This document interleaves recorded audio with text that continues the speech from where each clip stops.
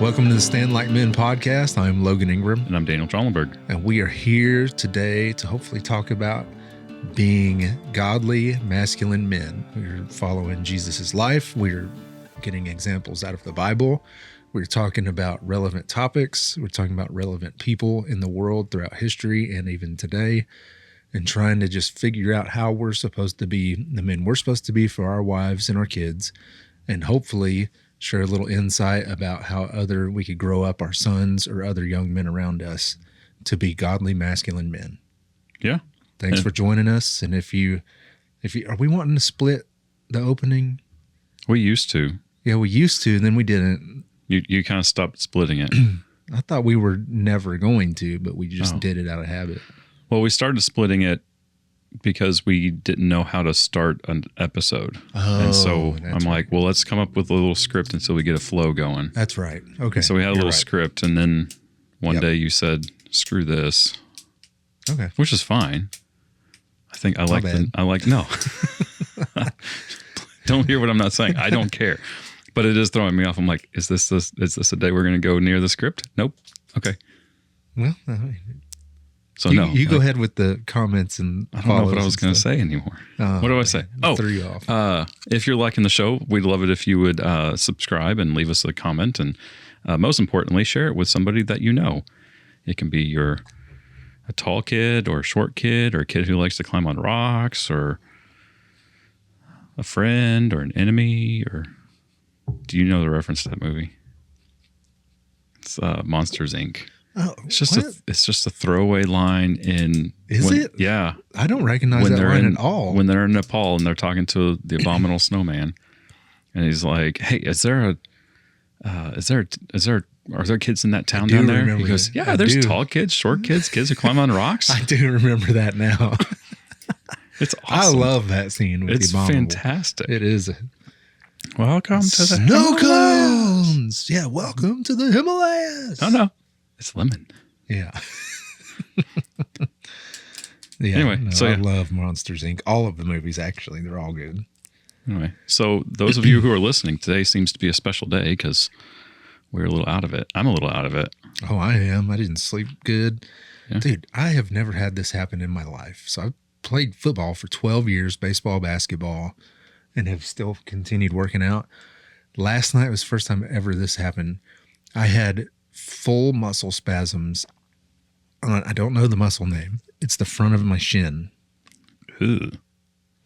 Yeah. And it wouldn't go away. Like, so my right one was doing it, and it feels like restless leg, but like way more intense. Yeah. And like really painful. Like I could rub my hand down it and it would hit a spot and just, it felt awful. And so it started to fade finally. And then my left one did it. My left one kept me up all night. Golly. I couldn't get it to release. I couldn't get it to chill out. And like a cramp in that muscle? Yeah, but I mean, it's just a continuous muscle spasm cramp. I mean, it just won't stop. Yeah. And it didn't stop until probably 10 a.m. this morning. Gross. It was awful. Awful. That sounds uncomfortable. It's very, very uncomfortable. It is. Very. So I actually chat GPT'd what to do about it. Yeah. And it gave me all the reasons for cramps, like, dehydration and stuff like that, which is not a problem for me. And, but it happened because of my workout yesterday, because I was doing like a lot of, like I did a bunch of broad jump, which is super high impact on your shins and stuff. And then some really high step ups and step downs with weight. And so just random thing to discuss, but dude, it was awful. So your shin was just saying, I'll show you. Pretty much. Make me do all that. Yeah. Well, so just not recently necessarily, but really in the last couple of days, I've decided to make it an actual solid goal that I'm going to dunk a basketball again at 40. Okay. Before I turn 41. Okay. And so this stuff is perfectly suited to helping me get a little bit get ups again. So we'll see. Okay. Yeah. And not only just dunk, I would like to hit a 30-inch vertical. I had 27 in college. Yeah. And then using ChatGPT and stuff and like how tall I am, my reach and all that stuff, when I was 30, I dunked a actual basketball. Like, because in college I could do volleyballs and girls basketballs. When I was 30, not playing basketball or anything, I just at church in the gym and dunked a full-size basketball like a bunch of times. Yeah. And was just ecstatic because I'd never been able to do it. Yeah. I haven't been able to do it since, but I also haven't tried a lot because I've had ankle injuries and knee injuries and stuff. But now that my knee's fixed, it's like, okay, I want to do that again. Yeah. Because I don't know, maybe, but I could probably count them on one hand, the 40-year-olds that I know personally that or older, they can dunk still. So I think it'd be a pretty good show of athleticism. Yeah, probably. And overall health. But if I could hit, I was 27-inch vertical in college. If I hit 30, I could even do like a windmill. So, okay. Right. So what are we talking about today, Logan? All right. We are talking about Jesus's life compared to ours. So this is a question from Jack. Yeah. That he good time listener, Jack. Yep. And so we're going to address some of that, I guess. Yeah. Do you have anything to start us off with?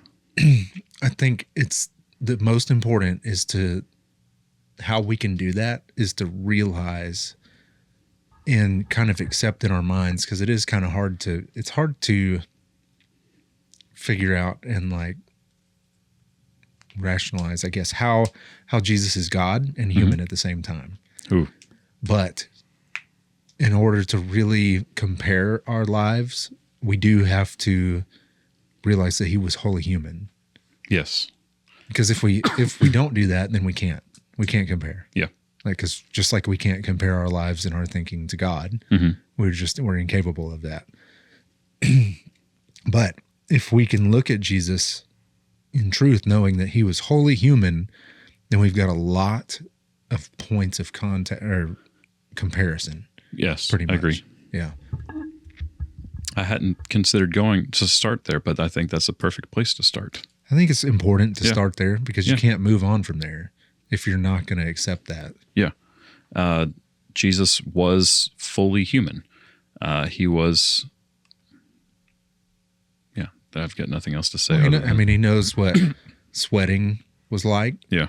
Hard work. He's a carpenter. Yeah. He knows what hand calluses felt like. Yeah. He knows, stubbed his toe. Yeah. He probably stubbed his toe or dropped something on his toe. He probably his foot in the shop. Bit the inside of his cheek when he was chewing something. Oh, that's horrible. Yeah.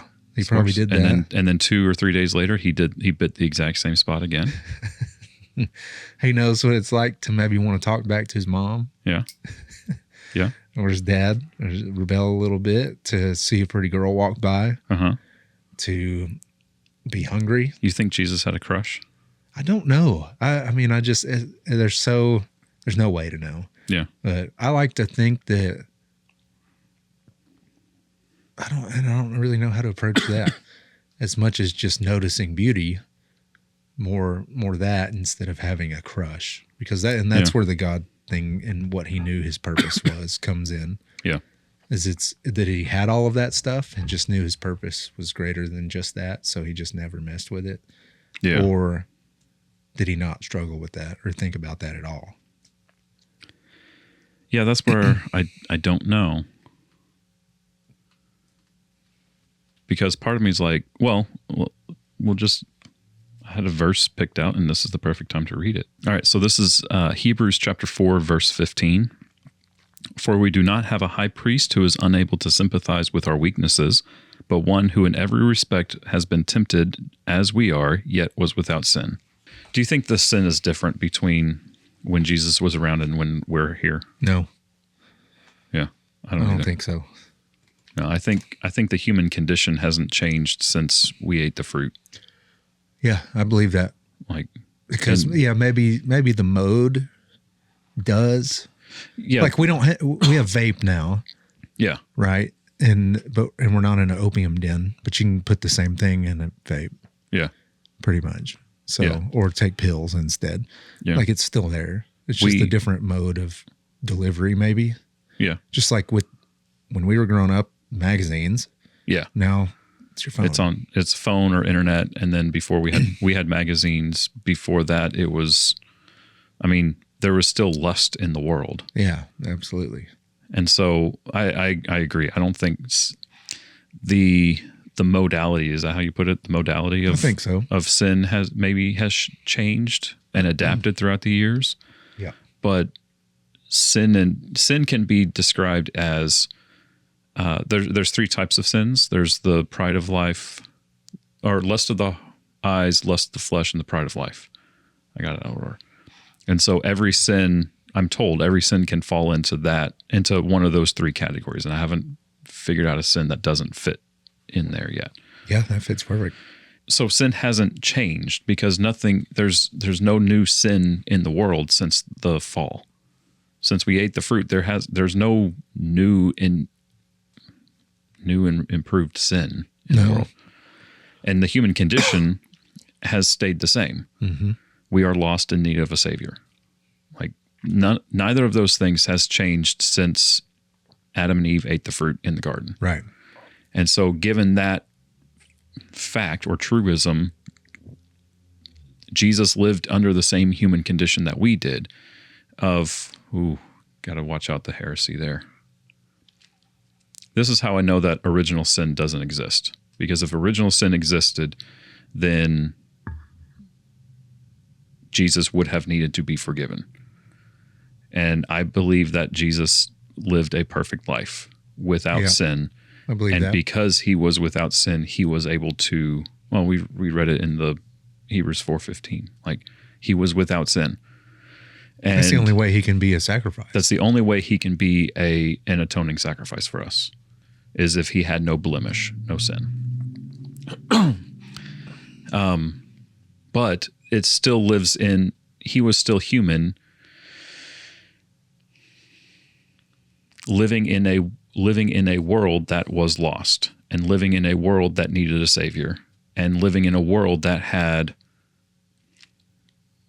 sin. And I believe that he had the opportunity to lust. I believe he had the opportunity to lie. He was tempted to do those things. He was tempted to lust. He was tempted to lie.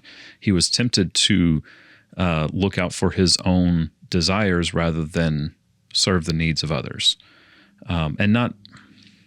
Desires aren't necessarily a bad thing. Right. But when we're willing to do when we're willing to receive the desire, like fulfill the desires in an ungodly way, I guess. Yeah. I like that. He was tempted to be lazy. Or slothful. He was tempted to do everything that I'm tempted to do, but he overcame those temptations. Yeah. Do you remember how I started that sentence? Because I feel like I had a point that I didn't quite make. Or did I? I think you did. Okay. Yeah. I got distracted partway through. Yeah. Well, I think a very important thing, at least in my life, has been to realize that Jesus is the perfect example that temptation is not sin. Yeah. Because I grew up thinking, well, holy smokes, man, I deal with lust every single day. I'm completely going to hell. Yeah. It's like, well, I am tempted to lie every single day. I'm going to hell. Mm-hmm. Thinking that the temptation was sin. Yeah. And I grew up thinking that way. And if you think that, then we're never going to make it, you know? And what it generally leads to is, well, I'm guilty anyway. Might as well do it. Yeah. What's going to happen? Yeah. I mean, I'm already being punished for it. Yeah. So let's go. Let's do it. And, but it's a perfect example, you know, Hebrews 4:15, he was tempted in every way as we are, yet without sin. And so that's a plain example right there. Temptation itself is not sin. Giving into the temptation is the sin.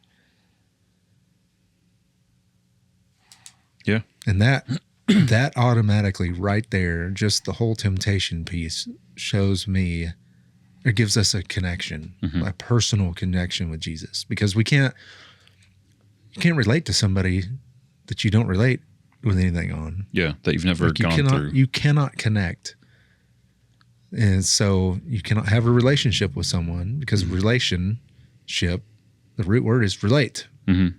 So you can't relate to a God Yeah. who never sinned and never was tempted and doesn't struggle and never did with and doesn't understand a single thing about us or our lives. Yeah. We cannot have a relationship with that. Mm-hmm. That's important for me, and I know it's important for all of us. Like, we get to have that relationship because of that, because he was a human and he does relate to us in that way. And it's also not just about the temptation piece. Like, I get comfort in knowing that look at Judas, Mm-hmm. he's betrayed by a close friend. I've dealt with that. Mm-hmm. Betrayal. Man, when you talk about something that'll make you feel alone Mm-hmm. and like you're the only person going through it, is when someone betrays your trust or betrays you in your relationship. Yeah. Like, there's a great example of that. He was a kid, his mom and dad turned around when they figured out he wasn't with them on their way back home. Yeah. And had to turn all the way around. You'd think that boy didn't get a scalding? Yeah. A scolding? Yeah. From his mom and dad. I would freak out if I found out that Nate was gone and had been missing for 2 days. Yeah. And, oh, by the way, he just decided to stay in Houston while we were there instead of coming home with us. Wait, what? Because Jesus, when he was 12, Oh, okay. he stayed. The shock on your face was amazing to watch. Wait, first of all, when did y'all go to Houston? Second of all, how did Nate just decide to stay in Houston? I'm sorry. Nate is my 12-year-old son. I know who Nate is. No, I'm telling the audience. Oh, okay. Yeah. Sorry, y'all. Today's a special day. My brain is not processing today. But yeah, he'd get in trouble. Yeah. If we're like, okay, everybody load up, we're leaving. Here we go. We're going back to Cersei from Houston. Yeah. And then come to find out 3 days later, we actually can't find him. So we go back and retrace our steps and then find him there. And he just goes, what? Didn't you know that I was supposed to be here? Yeah. This is where I'm supposed to be. I'm supposed to be in Houston. What? Yeah. I'd be having some words with that kid. And so his parents worried. Yeah. And so he knows what it felt like as a kid for his parents possibly to be disappointed, angry, fearful, in whatever ways those manifest themselves as well. Yeah. And he knew it. Again, earlier, hard work. He's a carpenter. Carpentry is hard work. Yeah. It puts calluses on your hands. You're probably relatively strong or fit in a way. He probably played some of the same games that we do for the most part. He probably had to go back to Lowe's 3 times to finish a table. Dude, it's so annoying. Yeah. I can't stand that. Just to finish a project. Actually, he probably didn't have to do that. No, because he's God. He is fully God, so he didn't have to go back to Lowe's 3 different times to finish a project. Right. But just knowing that life in general was pretty similar for the most part. You know, there were definitely differences, but the human experience was very similar. He had brothers. I've got a brother and sister. He has family outside of just his mom and dad. And one thing that nobody really talks about because we don't have information on it is Joseph. What happened to him? Like, where was he? Where did he go during Jesus' ministry? I don't know if he's mentioned after. He's not. And so did he deal with the loss of a parent? Like, that'd be pretty powerful for me. I lost my mom 3 years ago. Because we hear about Mary a lot. We hear about the brothers. Never his dad. Never his dad after that moment. So we don't know, There's just no telling what it was. But he dealt with friends. He, as a carpenter, had a business. His dad had a business that he had to run. That's important for me. I try to run a business every day too. Yeah. And so the human experience that Jesus had was very similar to what we deal with all the time. People calling him a liar. I've had people call me a liar. Accuse me of not being who I say I am. And it's the further I dig, the more alike we are. Do you think Jesus ever had regret? I don't know. I don't know. And I think he probably does, because he would you don't have to have sinned in order to have regret. Right. a missed opportunity, a missed like, man, I wish I'd handled that differently. I wish. Well, and if he didn't, then why not? Because he's wholly human. He's supposed to be fully human. Yeah. I think he experienced every single feeling we've ever had. Yeah. Or else it doesn't matter. Yet was without sin. Mm-hmm. One thing I wanted to bring up, since we're talking about sin, and this isn't, I'm going to kind of shoehorn this in here because I heard it the other day and I liked it. You know, when we have accepted Jesus as Lord and we're baptized into the family of God and our sins have been forgiven, like we're still going to sin. We're not supposed to sin. It's like, okay, well, but if we sin, we can just keep getting forgiveness, but that's not what we're supposed to do. But how does all that work? We are free from sin. We're not free to sin. And it's freedom from sin. Like sin is a cancer and it is killing us. Sometimes slowly, sometimes violently. It is, but we are dying to sin. When we are in Jesus, we are free from sin. We are not free to sin. We're not suddenly given the license and the ability to then go sin more because it's covered. That's not how this works. Yeah.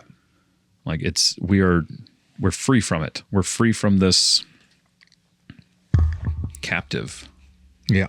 Yeah. Someone actually told my son at school yesterday, the day before, that he knows what he's doing is wrong and some of the choices he's making, but he believes that he can keep doing it because he was baptized and that it's okay to just keep going because he's clean. And he's saved. So I understand that temptation. We probably don't need to get into that on this one. Yeah. The once saved, always saved. I do understand that temptation. Yeah. But it's wrong.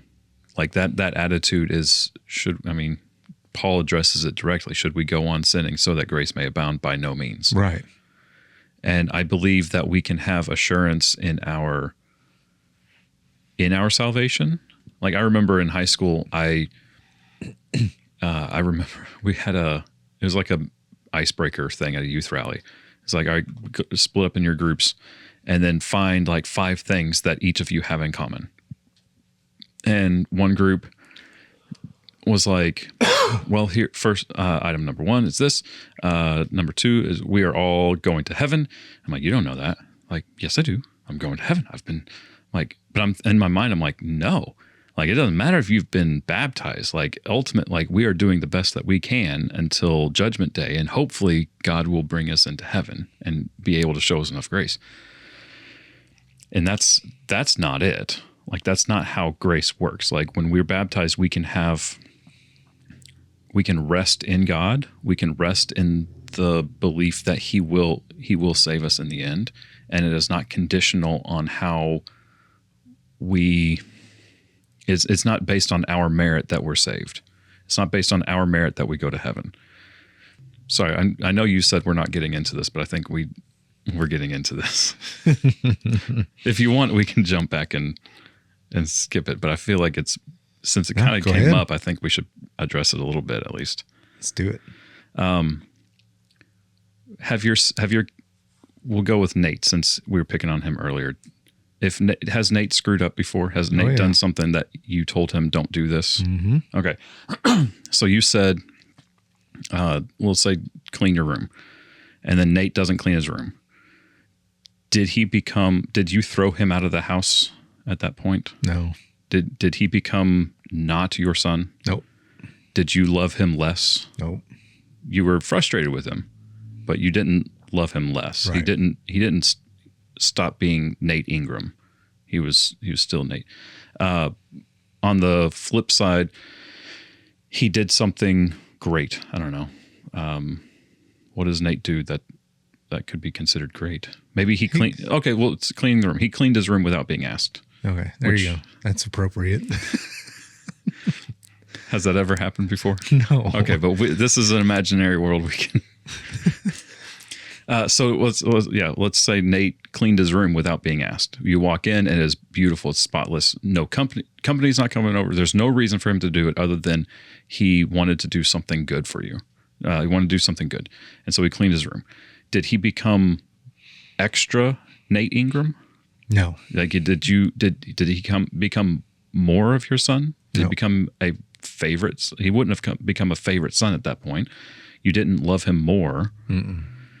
And that's the situation that we find ourselves in with God, where, Matthew 7 talks about how, you guys are good parents because you're not giving your kids rocks for food. You're not giving them snakes instead of fish. Like, you're not, like, you're good parents, but you guys are evil when you compare yourself to God. With how, quote unquote, good you consider yourself as parents, God is infinitely better than that. Yeah.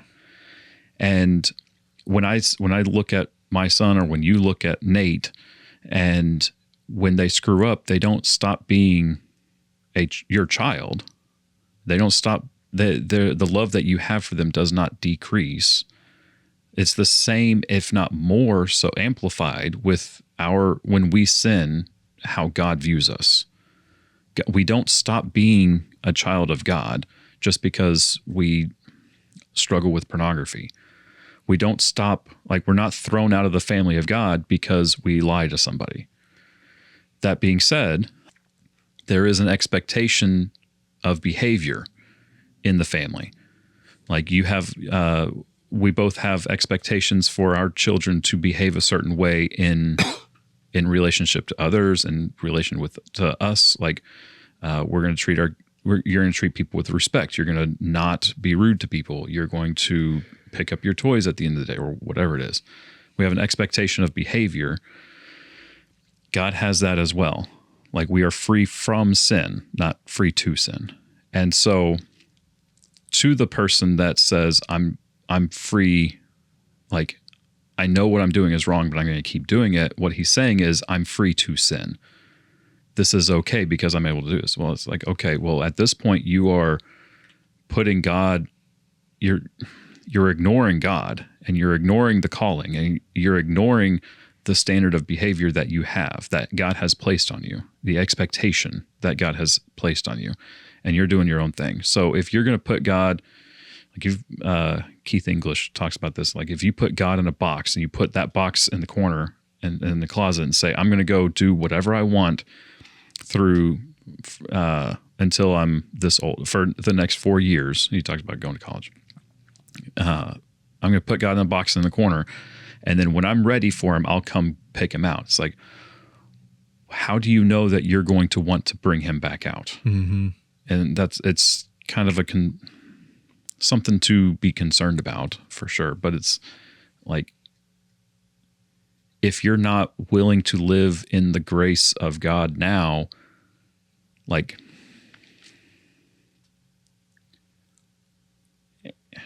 and the grace is not just for, how do I put that? Man, it's got real deep, man. I should have listened to your advice and not gone this. Like, we're free from sin. Like, that's what grace is that we don't have to sin. We're not a slave to sin anymore. We can actually live and rest in Christ. And we can rest knowing that we are loved by God and that we are his children. Yeah. Did that, what did you got? Yeah. Well, think about, what if Jesus took that stance? Ooh. I'm God. I can sin. I can do whatever I want. Yeah. Because he can. Mm-hmm. He made the rules. Yeah. He can do whatever he wants. But he didn't. So that we can have a chance. He didn't take that approach. So why would we? Yeah. Because he's welcome to rewrite all the rules if he wants to. Mm-hmm. I gotta say, you were a lot more efficient in your explanation than I was, as far as word count goes. No, that's a perfect point, though. Like, Jesus was fully human. He could have done it. Yeah, absolutely. Because he was also fully God. Right. But he chose something more important. Yeah. And I think that's our problem, is we believe that in the moment that our selfish desire is the most important thing. Mm-hmm. And we kind of do what you were saying, put God in a box Mm. and go, you know what, I'm just going to go see what this is like for a minute. It might not be 4 years. It might be a day. It might be 30 minutes. Yeah. Back then, I'm just going to go hang out, see what it feels like. Yeah. Then I'll come back. Now I'll get you back out, you know? And so, When I'm ready for you. yeah, exactly. Yeah. But the snare is that sin would keep us there. Yeah. And like they used to do a skit at Wildwood when I was younger and was a camper there. And it was like a box that you kind of get led into away from Jesus and then led into this box.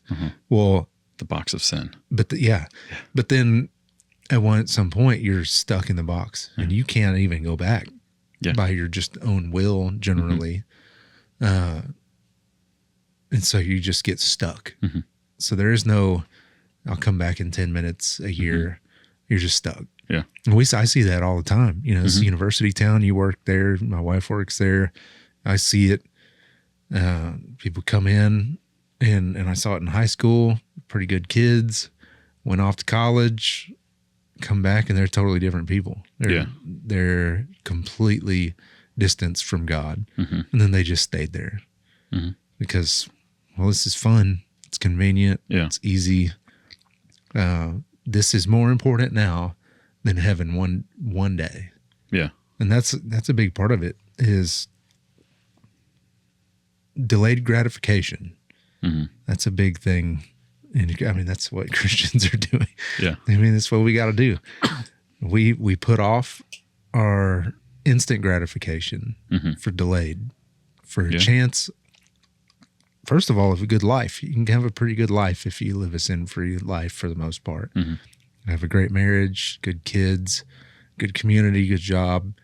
But if the further and deeper you get into sin, the more those things are in jeopardy also. It's having an eternal focus rather than a temporary. That's right. And we've talked about that. Being intentional about the eternal. That's it right there. Hashtag it. Coined by Logan Ingram. Yeah. Copyright. Copyright trademark. Yeah. Just throw all those out there. Yeah, we've got to be intentional about the eternal because that's exactly how Jesus lived his life. Yeah. He was intentional about our salvation and about him being restored to heaven. And he put off all the same temptations that we've dealt with. Yeah. I mean, it's kind of comforting to know that Jesus probably actually dealt with more temptation than we ever will. He had people spitting in his face and slapping him that he could end their life with a whisper. Could have turned them into bloody, gooey mush. Yeah. Or turned them into a slug or burst their guts open and had them eaten by worms from the inside out, like in the Old Testament. Oh, yeah. And he didn't do it. Earth could have swallowed him up. Like when someone wrongs me, my temptation level to get back at them and to enact my revenge on them is higher than most other temptations. Yeah. And he had the literal power to wipe the face of the earth. And he didn't do it. He didn't get it back at anybody. He put off the instant gratification. Yeah. My brain went kind of a poetic narrative route. Let's hear the poetry. Well, okay, so for a while I've thought, when Jesus died on the cross and like he died, earth went black, like the sky went black. And for longer than an eclipse, they knew what eclipses were, but this was not an eclipse. Like the sky went black as night. And, there's a lot of people that say that's when God turned his back on Jesus, and maybe, but I'm wondering, like I've wondered for a while, like what if that was the Son saying, "What are you doing? This is the Son of God. This is the Creator." It's creation crying out. Yeah, creation was rebelling against humanity, saying, "What are you doing?" Yeah, because we see, and the earth split too, and the earth split, and the those who had died like were getting up and walking around as if like everything was rebelling against what had happened because that wasn't supposed to happen. I haven't thought of it that way. Yeah. That's a really fascinating thought. And we see, like, Jesus says, like, if I forget how he puts it, but basically the rocks will cry out. If there's no one here to praise God, like, the rocks are going to cry out. Don't you think I can do that? Mm-hmm. And so, like, if the rocks can cry out to worship God, like, surely, I don't know if there's not sentience there, like, of like thinking and thought. But, like, I mean, there's at least a little bit of recognition that the creation knows its creator. Mm-hmm. And so what if the creation was rebelling against the humans to say, what are you doing? You screwed up. You done did it. You done messed up, Ron. Yeah. Well, where was I going with that? You were talking about something, and then that made me think of this poetic thing. Oh, what if, he said, or you were saying that people were spitting on him and beating him and attacking and saying, like, what if he was an extension of this poetic thing? What if he was holding back the creation, not just self-control, but also controlling the earth from swallowing up the people that were attacking the creator? Yeah. I don't know. There's zero scriptural evidence to support that, but that's possible. That's where my mind went. It's like, because was it Achan that got swallowed up after taking all the from treasures, looting Jericho. Yeah. Mm-hmm. Like, it says that the earth swallowed him up, mm-hmm. and then closed itself. Like, it talks about, like, the earth almost has a persona throughout mm-hmm. Scripture periodically, and so I'm wondering if there's not much there other than he was intentional about the eternal. He was intentional about what his plan was. Yeah. Anyway, that was that. I don't know if that's going to make it on the podcast. It's fun to think about. It is. It is fun. But it's not really too relevant. Yeah. I don't think it adds anything. Talking about being intentional about what his purpose was, like, and what he had to do. When he's in the wilderness being tempted by the devil, like, he had an efficient way to reclaim all of the people by bowing down and worshiping Satan. That story fascinates me in a million different ways. Mm-hmm. One is Jesus was starving. I mean, he was as weak as he can possibly be. It'd been 40 days of fasting, and that it's called the temptation. That means that it was attractive to Jesus, mm-hmm. or else it's not a temptation. Like, no, somebody coming in here with a pile of cocaine, I just be like, it's not a temptation. Like, I can't tell people I fought off temptation and didn't take a hit of that. It's like, it's not a thing. No. Because it has no hold on my life, because that person has no power over me. Mm-hmm. Well, it's fascinating that they say that he was tempted in the wilderness. Yeah. And by the things that he was tempted by. Yeah.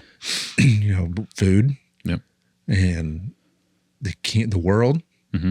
Like, that's really fascinating thought to me.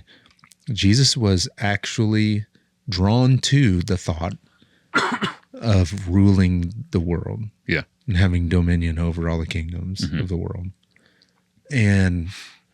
But another piece that's fascinating is Satan had the power to give it to him. Yeah.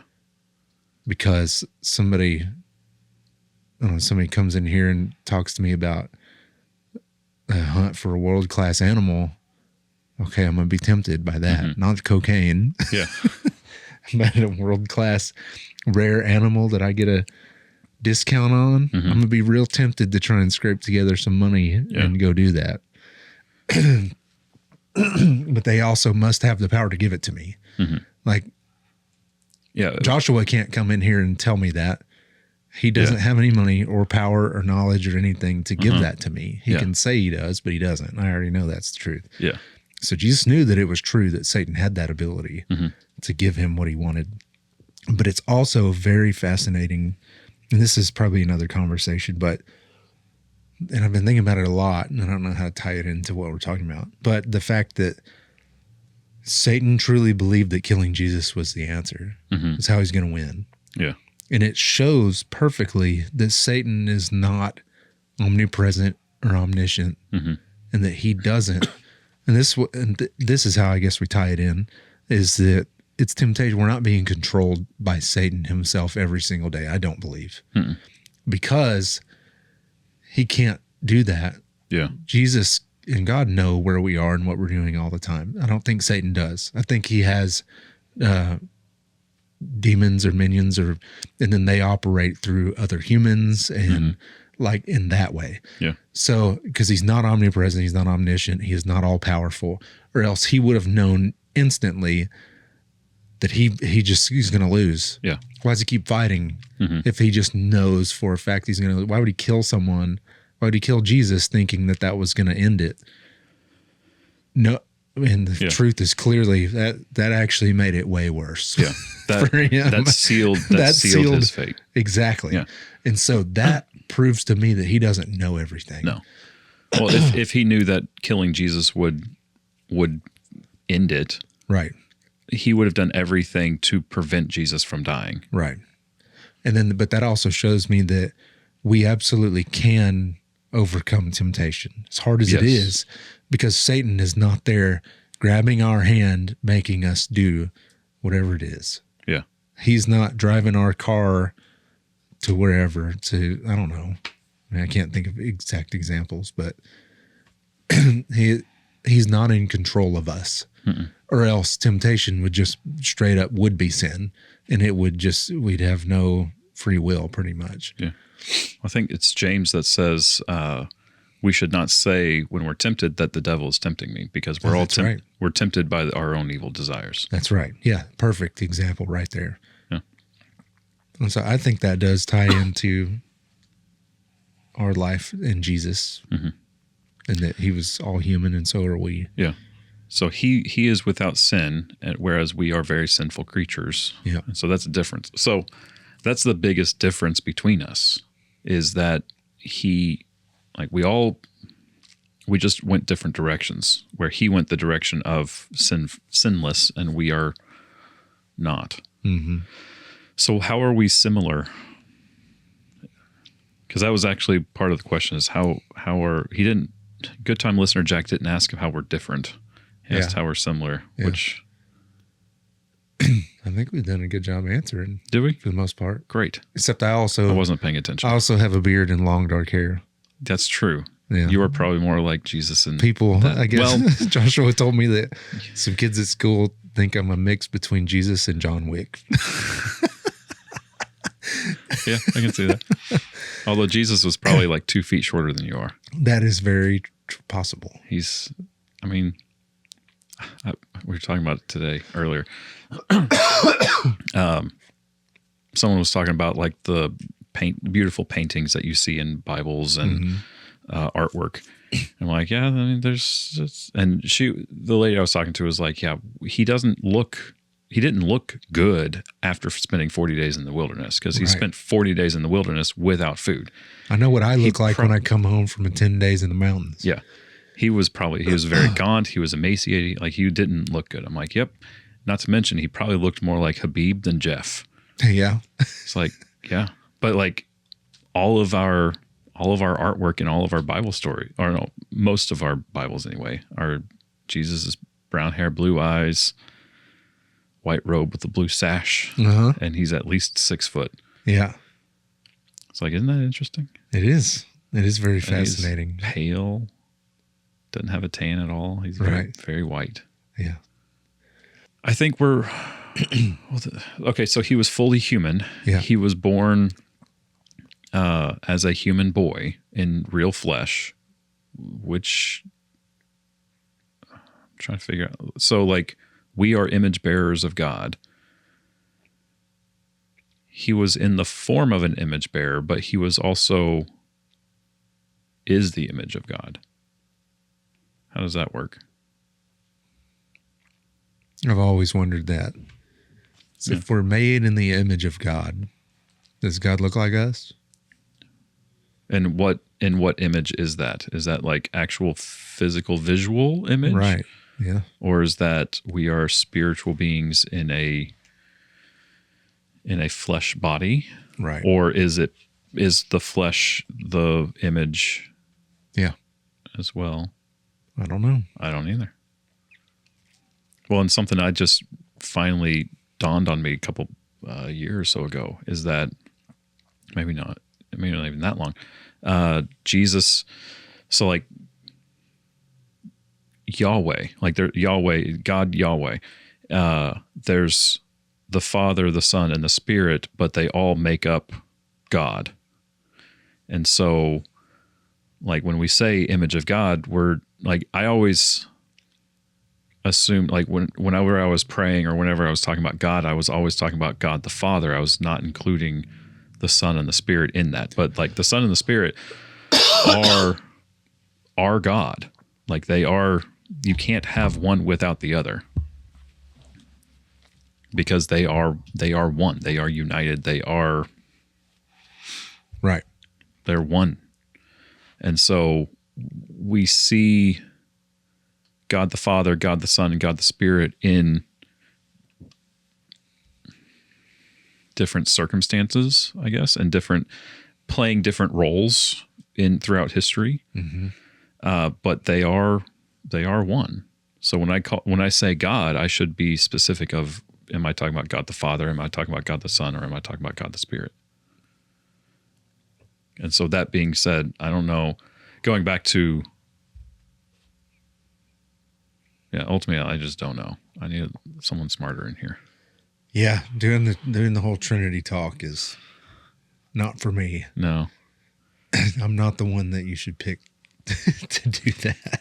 the problem is like we are so feeble-minded. We're very, very simple-minded. And God is, I kind of see it as I don't have the capacity to understand it. Kind of like, you have a two-dimensional, like on a piece of paper, you have a two-dimensional world, flat world, and you have a square. Well, when square and circle meet each other, they don't know, like square doesn't know it's a circle. It just knows that it's a line. Yeah. Circle doesn't know what square looks like. It just sees a line because it can only look at one dimension. Right. You put a sphere in there, or you put some sort of like three-dimensional shape in flat world. Like square and circle don't have the ability to understand or comprehend what a third dimension is. Right. And so that's kind of where I'm at with the whole Trinity, is like I can kind of have an idea and someone can kind of just explain it to me or describe it to me, but ultimately I'm not going to be able to comprehend the Trinity. Yeah. That's kind of where I'm at. Yeah. And I think that's okay. I think so too. And I don't think everything is for us to know. And the Bible even says that. Yeah. God keeps his secrets, whatever. I can't remember the exact verse, but yeah, he keeps things hidden from us. Yeah. Well, and I mean, in Job rips into God. It's like, how dare you, da, da, da, da. And God's like, all right, I tell you what, I'll ask you some questions and you're going to answer me. So he starts asking Job all these questions, like who does this? Who tamed this? Who put the hook in the Leviathan? Who did all this? And then he proceeds to not answer any of those questions. Yeah, because he doesn't know. Well, yeah. Job. Well, he knows it's God. God knows, but yeah, God didn't answer Job. Yeah, it's like, yeah, you can ask all the questions you want. That does not mean I'm going to answer those. Yeah. Anyway. Yeah. Well, I think I take comfort in knowing that we are similar. Yeah. And the Bible says it many times. It talks about Jesus being hungry, tired, sad. He wept. Yeah. He wept. And I don't know how to look at that verse exactly because it doesn't explain it, whether he was moved by, he's talking to Mary, right? Well, that Jesus wept? Yeah. It was about Lazarus. Yeah. So is it Mary? I think it was right after he talked with Mary. I think he saw the crowd was sad and he wept. Right. Yeah. And I don't know if he was moved by their compassion or if it hit him, my friend is dead. Yeah. And he was moved by that. I don't know. But he was sad. I feel sadness, frustration. I'm sure he's really frustrated with Peter a lot. Yeah. A lot. And of course, people, because he continued to preach and teach to people who didn't want to hear it. So he had to be frustrated. Yeah. And say, look, I'm right here. And I'm telling you everything that you've been saying you want to hear, showing you signs. I've been doing everything that you've asked or want to see out of the Messiah, and you're not listening. And you're not believing. It said, shake off the dust of your feet. I'd be pretty frustrated, doing that. And so I'm sure he was frustrated. He's felt all of the things that we have felt. And so I can take comfort in knowing that when I'm having bad days, when I'm frustrated, when I'm sad, when I'm mourning the loss of someone, when I'm tired and just overwhelmed, to know that Jesus felt that. Thanks for listening to the Stand Like Men podcast. We'd love it if you would like and subscribe and leave us a comment in the comment section below. And if you have any questions or topics or conversational thoughts or snide remarks or whatever, you can send those to standlikemen@gmail.com. Our verse is 1 Corinthians 16, 13, and 14. Be watchful. Stand firm in the faith. Act like men. Be strong. Let all that you do be done in love.